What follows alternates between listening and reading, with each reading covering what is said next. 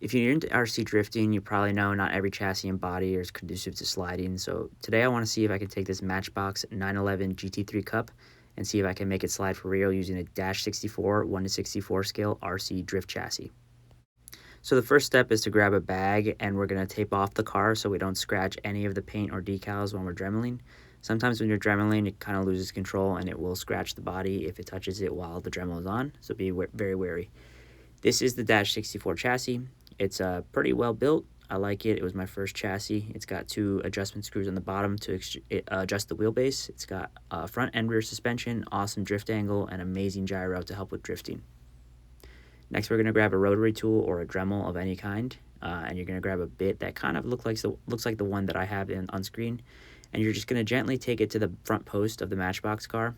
This one only has 1 post, which is kind of nice. Usually Hot Wheels have 2, but basically you take it to the front post while the Dremel's on and slowly start to take away material until it becomes flush with the chassis. Once the rivet is flush, you can basically just snap the body right off of the chassis at that point.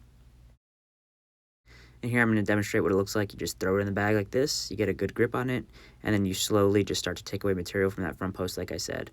Soon it will be flush with the chassis, and then like I said, you can just pull them apart like that. Next, I'm going to put it back in the bag because I have to Dremel out the rivets that are keeping in the doors for the Matchbox. It does get in the way of the chassis, so beware if you do have a Matchbox, that may be a problem. Next, I'm going to adjust the wheelbase to match the proper length of the body. I just have to loosen the screws on the bottom and then basically just line it up with the body. I forgot to film this process, but basically the Dash64 comes with a back post and a front post that are 3D printed and use magnets to attach to the chassis.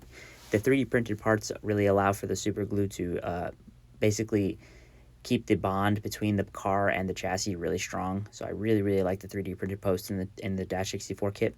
And basically what you do is you just put the front post and the back post on the chassis, you put some super glue, and then you put the body right on top like this. Make sure the wheelbase lines up, and then you weigh it down with something kind of heavy, nothing too heavy, but yeah, just weigh it down for a good bit till the glue dries, and then you should have a pretty good fitment with not that much of hard work. Next, I took some double-sided tape and I just put some on the bottom of the battery, and then I stuck the battery to the chassis itself. Luckily, the Porsche allowed for enough room for it to fit freely on there, so you can take it off and on, no problem. Other bodies are a kind of tight fit, so you kind of have to play with the insides a little bit, and maybe sometimes even have to take a window out so that the battery will fit while you're drifting, but this one fit perfectly. And here's the review. I think it came out pretty good.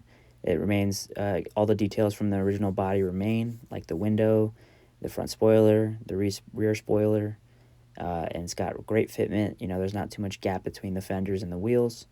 I think it came out pretty good. I just got to clean it up with a microfiber a little bit, but yeah, here's some examples of it drifting. So the wheelbase and the steering angle is not impeded by any of the wheel wells. Yeah, altogether, I think this build came out pretty good, and it allows for the battery to not have to be, you know, removed from the chassis that much. If you want to, you can. But yeah, I'm happy with this build. I'm hoping that the person that I made it for is happy too. If you enjoyed this, please like and subscribe, and stay tuned for more build content like this.